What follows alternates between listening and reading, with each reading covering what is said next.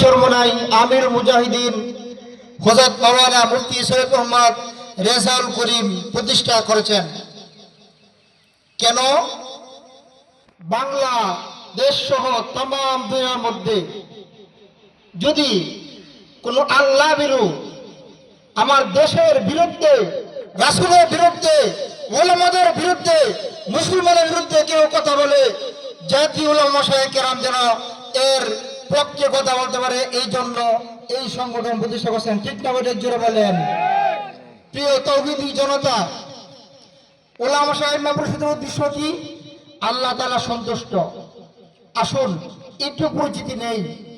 জাতীয় উলামা মাশায়েখ পরিষদের সভাপতিকে মরহুম পীর সাহেব চরমনাই হযরত ফজলুল করিম রহমাতুল্লাহ আলাইহি, ওনার খলিফা আল্লামা নুরুল হুদা ফৈজি দাওয়াত বারাকাতুহুম।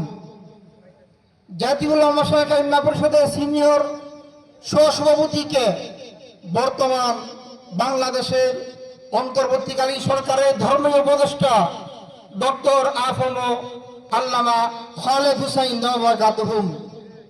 জাতীয় উলামা মাশায়েখ পরিষদের কেন্দ্রীয় সেক্রেটারিকে আমরা সবাই জানি সারা বাংলাদেশের সূর্য সন্তান ছিলেন আল্লামা কুতুবউদ্দিন রহমাতুল্লাহ আলাইহি, ওনার সুযোগ্য সন্তান আল্লামা রেজাউল করিম আবরার দাওয়াত বারাকাতুহুম।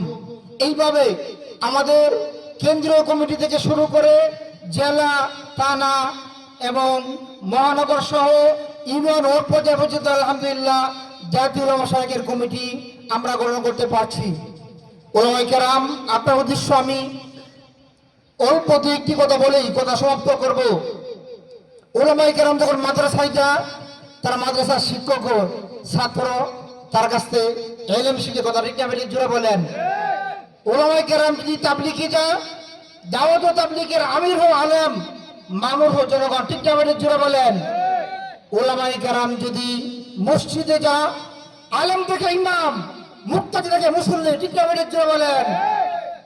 উলামায়ে কেরাম যদি পরামর্শ বসে, পরামর্শ দাতা তাকে আলেম আর জনগণ তাকে মামুর, ঠিক না বেঠিক জোরে বলেন? আল্লাহ তাআলা বলছেন উলামায়ে কেরাম সমস্ত নবী রাসূলগণের ওয়ারিস, সুতরাং আপনি যেখানে যাবেন সেখানে নেতা, মসজিদের মিম্বরের নেতা, জামাতের আমিরের নেতা, আপনি একজন ওয়ার্ডের নেতা হতে পারেন নাই, আপনি একজন একটা ইউনিয়নের চেয়ারম্যান হতে পারেন নাই। আসুন আমরা সবাই মিলে প্রতিজ্ঞা গ্রহণ করি, আমি যেভাবে মসজিদের নেতা, তাবলীগ জামাতের নেতা, ওয়ার্ডের নেতা হতে হবে, ইউনিয়নের নেতা হতে হবে, এমপি হতে হবে, মন্ত্রী হতে হবে, দেশটাকে কোরআনের রাজ্য প্রতিষ্ঠা করতে হবে, কথা ঠিক না বেঠিক? আসুন আমরা সবাই মিলে ইনশাআল্লাহ দেশটাকে সুন্দর করি। আল্লাহ তাআলা আমাদের সবাইকে তৌফিক দান করুন। আসসালামু আলাইকুম ওয়া রাহমাতুল্লাহি ওয়া বারাকাতুহু।